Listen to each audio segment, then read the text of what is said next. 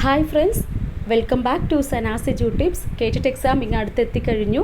അപ്പോൾ K3 psychology model question paper നമുക്കൊന്ന് ചെയ്ത് നോക്കാം. 40 മാർക്കിൻ്റെ ക്വസ്റ്റ്യൻ പേപ്പറാണ്. പ്രീവിയസ് ഇയർ ക്വസ്റ്റ്യൻസ് എല്ലാം ഇൻക്ലൂഡ് ചെയ്യുന്ന ഇമ്പോർട്ടൻറ്റ് ഭാഗങ്ങളെല്ലാം ഉൾക്കൊള്ളിച്ചു കൊണ്ടുള്ളൊരു ക്വസ്റ്റ്യൻ പേപ്പറാണ്.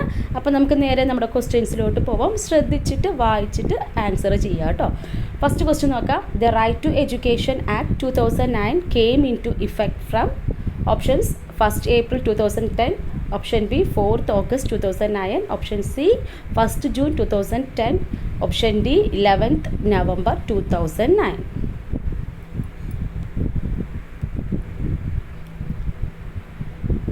ആൻസർ കിട്ടിക്കാണുമെന്ന് വിശ്വസിക്കുന്നു. ആൻസർ ഏതാണ്? The right to education act 2009 came into effect from 1st April 2010 ആണ്.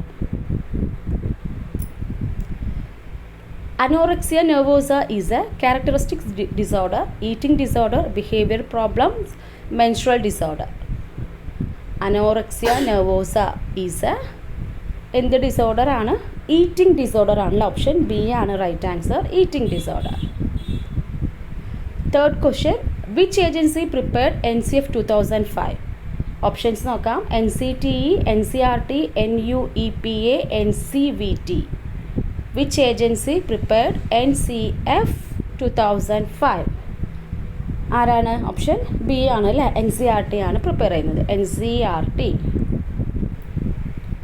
ഫോർത്ത് ക്വസ്റ്റ്യൻ നോക്കാം. A student reads a lot of literary works because he loves reading is an example for intrinsic motivation, extrinsic motivation, negative reinforcement, positive reinforcement.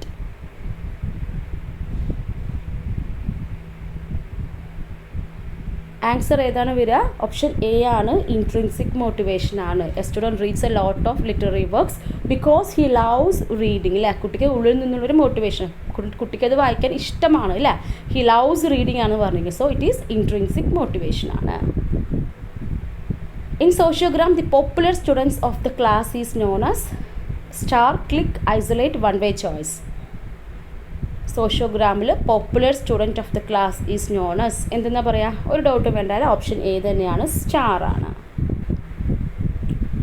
Sixth question നോക്കാം. When learning in one situation facilitates learning in another situation it is known as positive transfer, negative transfer, neutral transfer, zero transfer. Answer option A ആണ്, positive transfer. അപ്പോൾ transfer of learning എന്ന പാർട്ടിൽ നിന്നുള്ള question direct question ആണല്ലേ. When learning in one situation facilitate learning in another situation. അപ്പോൾ ഒന്നിൽ പഠിച്ചത് വേറെ ഒരു സിറ്റുവേഷന് ഒരു ലേണിങ്ങിന് ഫെസിലിറ്റേറ്റ് ചെയ്യുന്നു, ഹെൽപ്പ് ചെയ്യുന്നു. മീൻസ് അവിടെ എന്താണ്? That is positive transfer of learning ആണ്. നെക്സ്റ്റ് ക്വസ്റ്റ്യൻ നോക്കാം. Which among the following is not a learner centred teaching method? Project method, heuristic method, lecture demonstration method, discussion method. Which among the following is, ശ്രദ്ധിക്കുക എപ്പോഴും not എന്ന രീതിയിൽ questions ഒക്കെ വരുമ്പോൾ ശ്രദ്ധിക്കണേ. Not learner centred teaching method. Learner centred teaching മെത്തേഡിൽ പെടാത്തത് ഏതാണ്? ഏതാണ് വരിക? ഓപ്ഷൻ സി ആണ് അല്ലേ, lecture demonstration method. 8th one നോക്കാം. Who among the following is not associated with gestalt psychology? Wolfgang Kohler, Bruner, Kurt Koffka, Max Wertheimer. Who among the following is not associated with Gestalt psychology? ആരാണ്? Option B തന്നെയാണ് അല്ലേ, Bruner ആണ്. ബാക്കിയെല്ലാം gestalt സൈക്കോളജിസ്റ്റുകളാണ്. Who coined the term identity crisis? Freud, Kohlberg, Erikson, Piaget. Who coined the term identity crisis? ആരാണ്? Option C ആണ് അല്ലേ, Ericsson ആണ്. Subsumption theory was proposed by Jerome Bruner, David Ausubel, Robert Cagney, Kurt Lewin. Subsumption theory was proposed by ആരാണ് subsumption theory കൊണ്ടുവന്നത്? Option B ആണ് അല്ലേ, David Ausubel ആണ്. 11th question നോക്കാം. Which of the following neurotransmitter is responsible for emotion? Histamine, serotonin, thyroxine, oxytocin. Which of the following neurotransmitter is responsible for emotion? ഇമോഷന് കാരണമാവുന്ന neurotransmitter താഴെ തന്നതിൽ ഏതാണ് എന്നാണ്. അതിൻ്റെ ആൻസർ ഏതാണ്? ഓപ്ഷൻ ബി ആണ്, സെറോട്ടോണിൻ ആണ് റെസ്പോൺസിബിൾ ഫോർ ഇമോഷനിൽ വരുന്നത്.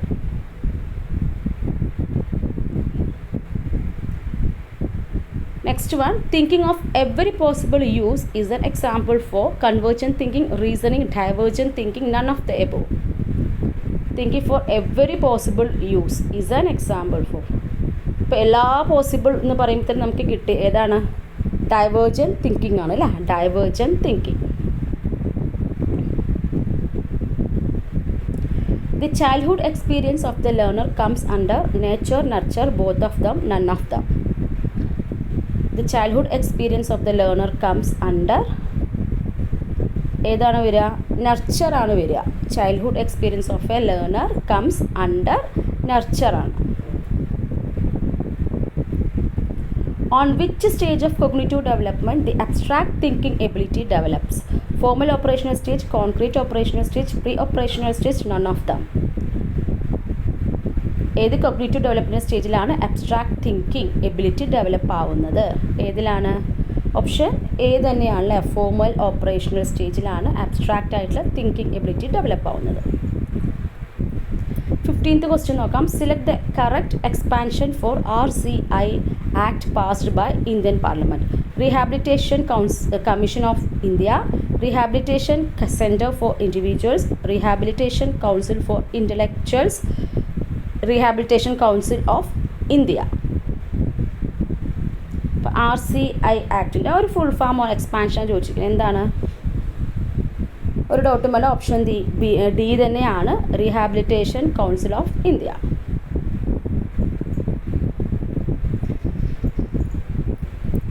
In the area of intelligence, WAIS stands for Wernicke Aphasic Intelligence Scale, Wechsler Adult Intelligence Scale, Wernicke Approximate Intelligence Scale, none of these. ഇപ്പോൾ WAISൻ്റെ ഫുൾ ഫോം ആണ് ഇവിടെയും ചോദിച്ചിരിക്കുന്നത്. അപ്പോൾ ഇതിൻ്റെ എക്സ്പാൻഷൻ എന്താണ്? വെഷ്ലർ അഡൾട്ട് ഇൻ്റലിജൻസ് സ്കെയിൽ എന്ന് തന്നെയാണ്. ഓപ്ഷൻ ബി ആണ് റൈറ്റ് ആൻസർ. കിട്ടുന്നുണ്ടല്ലോ അല്ലേ? അപ്പോൾ നെക്സ്റ്റ് ക്വസ്റ്റ്യനിലോട്ട് പോവാം. According to Freudian view, Oedipus complex and electro complex arises during anal stage, oral stage, phallic stage, latency stage.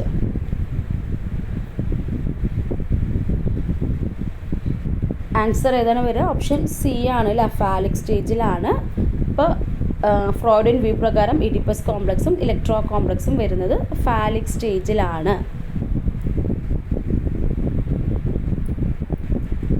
Rani is a 14-year-old girl studying in 9th standard. According to Erikson theory, which is Rani's stage of development? Initiative versus guilt, identity versus role confusion, autonomy versus shame, industry versus inferiority.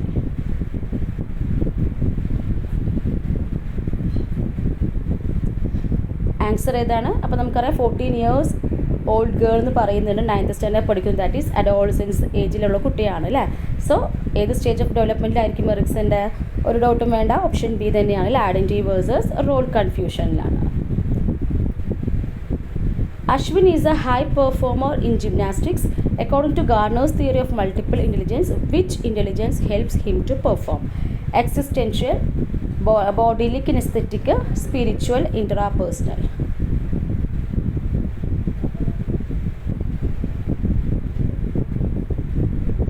അപ്പോൾ ഇതിലേതാണ് വരിക?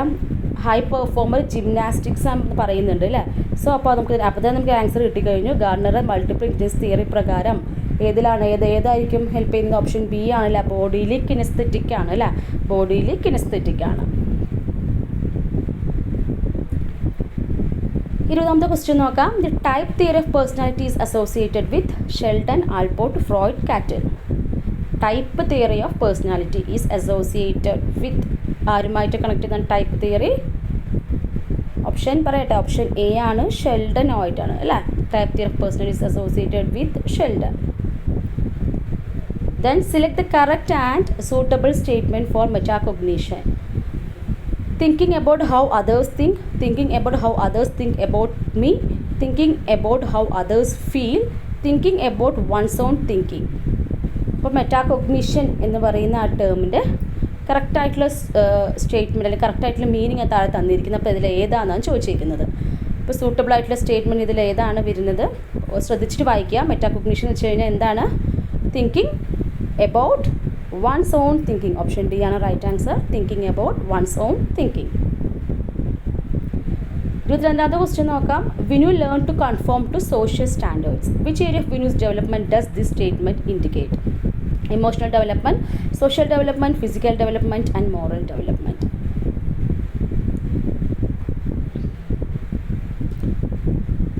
Vinu learn to conform group standards എന്ന് പറയുന്നുണ്ട്. അപ്പോൾ തന്നെ നമുക്ക് answer കിട്ടി. ഏതാണ്? സോഷ്യൽ ഡെവലപ്മെൻറ്റ് ആണല്ലോ. ഓപ്ഷൻ ബി ആണ് വരിക, social development. Lakshmi fails to get admission for MBBS but secures admission for B.Pharm. After that, she purposefully justifies and argues about the advantages of B.Pharm course. This is an example for projection, sublimation, compensation, rationalization. അപ്പോൾ defence mechanism എന്ന് പറയുന്ന ടോപ്പിക്കിൽ നിന്നാണ്. അപ്പോൾ ഈ ഒരു ക്വസ്റ്റ്യൻ്റെ answer ഏതാണ് വരിക? ഓപ്ഷൻ ഡി ആണ്, റാഷണലൈസേഷൻ ആണ്. Lakshmi fails to get admission for MBBS. MBBSൻ്റെ അഡ്മിഷൻ കിട്ടിയില്ല, പകരം എന്ത് ചെയ്തു? B.Pharmൽ ചേർന്നു. എന്നിട്ട് എന്ത് ചെയ്യാണ്? പേർപ്പസ്ഫുള്ളി ജസ്റ്റിഫിക്കേഷൻ ചെയ്യാണ്. എന്തിനെക്കുറിച്ചാണ്? എബൌട്ട് ദ B.Pharm കോഴ്സിനെ കുറിച്ചുള്ള അഡ്വാൻറ്റേജസ് ഒക്കെ എന്താണ് പറഞ്ഞ് ബോത്ത് ജസ്റ്റിഫിക്കേഷൻ കൊടുക്കുകയാണ്. സോ പേർപ്പസ്ഫുള്ളി ചെയ്യുന്ന ജസ്റ്റിഫിക്കേഷൻ കൊടുക്കും എന്നൊക്കെ പറയുമ്പോൾ നമുക്ക് എന്താണ്? ഇതാണ് ആ ഒരു ഡിഫൻസ് മെക്കാനിസം. ഏതാണ്? റാഷണലൈസേഷൻ ആണ് അല്ലേ. Then the first step in teaching is knowing the background of the learner, planning beforehand, organizing materials to be taught, setting evaluation strategies. First step in teaching. ടീച്ചിങ്ങിൻ്റെ ആദ്യത്തെ സ്റ്റെപ്പ് എന്താണ്? എന്തായിരിക്കും? Option A ആണ്, knowing the background of the learner. അപ്പോൾ planning അല്ലെങ്കിൽ ചിലർക്ക് doubt വരും. പക്ഷെ നമ്മൾ പ്ലാൻ ചെയ്യണമെങ്കിൽ നമുക്ക് ആ ലേണർക്ക് എത്രമാത്രം ആ ഒരു ടോപ്പിക്കുമായി ബന്ധപ്പെട്ട് അറിയാമെന്നുള്ള കാര്യം നമുക്ക് ആദ്യം അറിയണമല്ലോ. So that is knowing the background of the learner ആണ് എനിക്ക് ഫസ്റ്റ് വരിക കേട്ടോ. അതിനനുസരിച്ചിട്ട് വേണം നമുക്ക് പ്ലാൻ ചെയ്യാം. അപ്പോൾ ആ ഒരു കുട്ടിക്ക് എത്രമാത്രം ആ ഒരു ടോപ്പിക്കുമായിട്ട് അറിയാം, എത്രത്തോളം ഇത് നോളേജ് ഉണ്ട് എന്നുള്ള കാര്യം നമ്മൾ അറിഞ്ഞാൽ മാത്രം അതിനനുസരിച്ച് നമുക്ക് പ്ലാൻ ചെയ്തിട്ട് ഫർദറായിട്ട് പ്ലാൻ ചെയ്യാൻ പറ്റുള്ളൂ. So knowing the background of the learner ആണ് the first step in teaching എന്ന് പറയുന്നത്. ഓക്കെ ആണല്ലോ. നെക്സ്റ്റ് ക്വസ്റ്റ്യൻ നോക്കാം. Which of the following is not a defence mechanism? Generalisation, projection, aggression, reaction formation. Defence mechanism അല്ലാത്തത് ഏതാണ്? ഏതാണ് വരിക? Option A ആണ് അല്ലേ, ജനറലൈസേഷൻ എന്നുള്ളതാണ് ഡിഫൻസ് മെക്കാനിസം അല്ലാതെ. ബാക്കിയെല്ലാം ഡിഫൻസ് മെക്കാനിസം ആണ്. 26th ക്വസ്റ്റ്യൻ നോക്കാം. According to Freud the structure of psyche are ego, then super ego, unconscious, subconscious and conscious, oral, anal and phallic, primary, secondary and tertiary. The structure of psyche are ഫ്രോയിഡിൻ്റെ അഭിപ്രായത്തിൽ സൈക്കിൻ്റെ ആ ഒരു സ്ട്രക്ചറിൽ എന്തൊക്കെയാണ് വരിക? ഒരു ഡൗട്ടും വേണ്ട അല്ല. ഈഗോ ആൻഡ് സൂപ്പർ ഈഗോ ആണ്.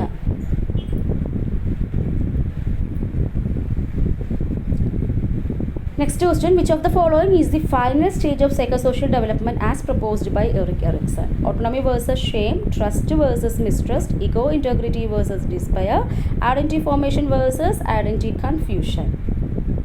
അപ്പോൾ psychosocial development theory proposed by Erik Erikson. അപ്പോൾ എറിക്സൻ്റെ സൈക്കോ സോഷ്യൽ ഡെവലപ്മെൻറ്റ് തിയറി പ്രകാരം ഫൈനൽ സ്റ്റേജ് ഏതാണ്? അപ്പോൾ മൊത്തം എത്ര സ്റ്റേജസ് ഉണ്ട്? 8 സ്റ്റേജസ് ആണുള്ളത്. ലാസ്റ്റ് സ്റ്റേജ് ഏതായിരുന്നു? Ego integrity versus despair. Option C ആണ് right answer. Ego integrity versus despair. 28th question നോക്കാം. Last learn things will be best remember is based on which principle of learning? Primacy, recency, intensity, none of these. Last learn things will be best remembered. അപ്പോൾ ഇത് ഏത് principle of ലേണിങ്ങിൽ വരുന്നതാണ്? അപ്പോൾ last പഠിച്ച കാര്യം നമുക്ക് best remember ചെയ്യും. ശരിയാണ് അല്ലേ? നമ്മൾ ഇന്നലെ പഠിച്ച കാര്യം നമുക്ക് പെട്ടെന്ന് ഓർത്തെടുക്കും. പക്ഷേ കുറേ ദിവസം മുമ്പാണ് നമുക്ക് റീകോൾ ചെയ്തിട്ട് ബുദ്ധിമുട്ടായിരിക്കും അല്ലേ? ഇതിന്ന് ഇപ്പോൾ it is based on which principle? Law of റീസൻസിയുമായി ബന്ധപ്പെട്ടതാണ് അല്ലേ? ഓക്കെ ആണല്ലോ.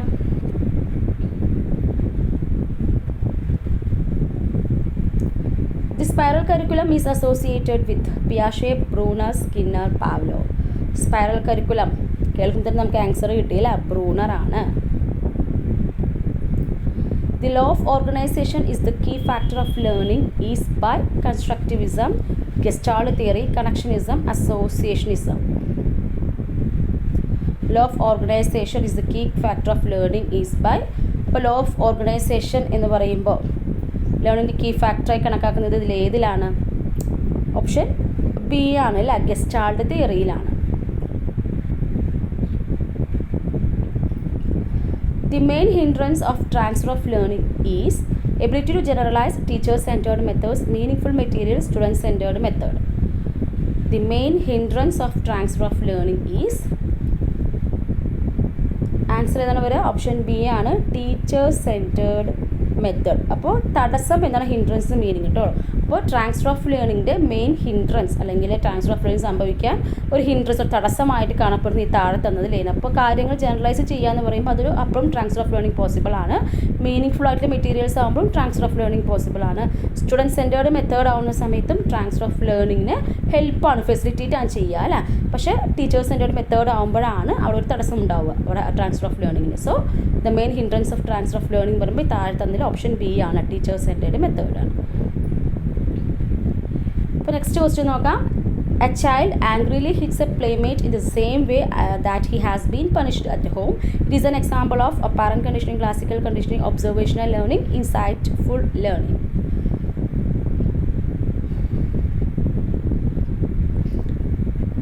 ആൻസർ കിട്ടിയോ? ആൻസർ ഏതാണ്? ഓപ്ഷൻ ബി ആണ്, ഒബ്സർവേഷണൽ ലേണിംഗ് ആണ്. അപ്പോൾ ഒരു കൊച്ച് തൻ്റെ പ്ലേമേറ്റിനെ ആ കൊച്ചിനെ വീട്ടിൽ എങ്ങനെയാണോ പണിഷ് ചെയ്തത് അതുപോലെ തന്നെ ഇടിക്കുകയാണ് കേട്ടോ. അപ്പോൾ ഹിറ്റ് ചെയ്യാമെന്ന് പറഞ്ഞു. അപ്പോൾ അത് എങ്ങനെ, അത് പറയുന്ന ഏതിൻ്റെ എക്സാമ്പിളാണെന്ന് ചോദിച്ചിരിക്കുന്നത്. സോ ഇവിടെ പ്രത്യേകം പറയും that had been punished at home. വീട്ടിൽ എങ്ങനെയാണാവോ ആ കൊച്ചിനെ പണിഷ് ചെയ്തത് അതേ രീതിക്ക് തന്നെ തൻ്റെ പ്ലേമേറ്റിനോട് ഇതുപോലെ ചെയ്യും. സോ അവിടെ എന്താണ്, ആ ഒരു ഒബ്സർവേഷൻ ലേണിംഗ് ആണ് വരുന്നത് അല്ലേ. ഇവിടെ കുട്ടി വീട്ടിലത്തെ കാര്യം കണ്ട് മനസ്സിലാക്കി അതുപോലെ ഒബ്സർവ് ചെയ്തിട്ട് അതേപോലെയാണ് ഇവിടെ പ്ലേമേറ്റിനോട് കാണിക്കുന്നത് അല്ലേ. അപ്പോൾ ഇത് ഒബ്സർവേഷണൽ ലേണിംഗ് ആയിട്ട് നമുക്ക് പറയാൻ പറ്റും. Next one, who was the chairman of NEP 2020 drafting committee? Professor Yashpal Sharma, Professor G. Rajagopal, Dr. Khadar, Dr. K. Kasturirangan.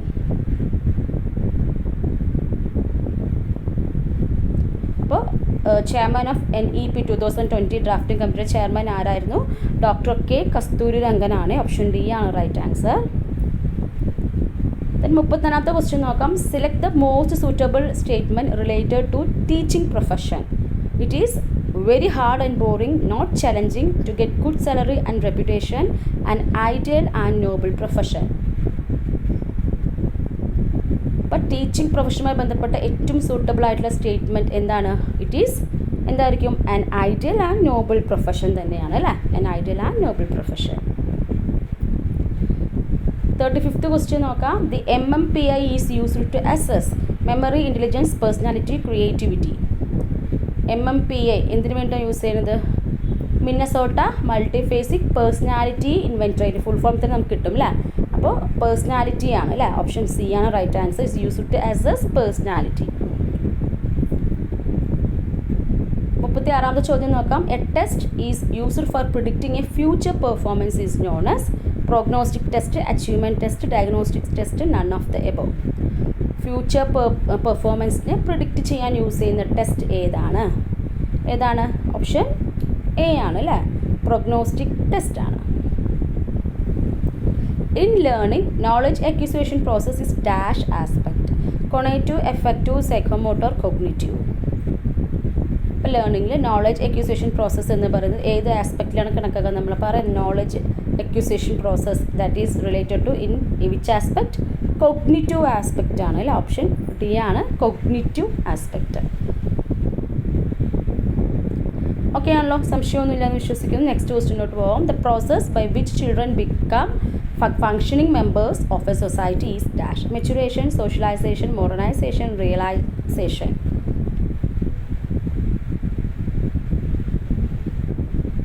Answer option B ആണ് socialization. The process by which children become functioning member of the society. സൊസൈറ്റിയിൽ ഒരു function മെമ്പറായിട്ട് മാറുന്ന ഒരു പ്രോസസ്സിൻ്റെ പേര് പറയുന്നതാണ് socialisation എന്ന് പറയുന്നത്. 39th question നോക്കാം. According to Jean Piaget, which of the following is necessary for learning? Active exploration of the environment by the learner, observing the behavior of adults, belief in immanent justice, reinforcement by teachers and parents. പിയാഷയുടെ അഭിപ്രായത്തിൽ ലേണിങ്ങിന് വേണ്ടത് ഇതിൽ ഏതാണ്? Necessary for learning. Which of the following is necessary for learning എന്നാണ് ചോദിച്ചിരിക്കുന്നത്. അപ്പോൾ ഏതായിരിക്കും? Option A ആണ് active exploration of the environment by the learner.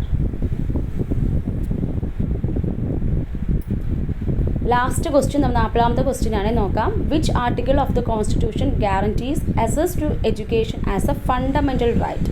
Article 21A, article 45, article 15, article 46. Which article of the constitution guarantees access to education as a fundamental right? ഏത് ആർട്ടിക്കിളാണ്? Option A ആണല്ലേ, article 21A ആണ്.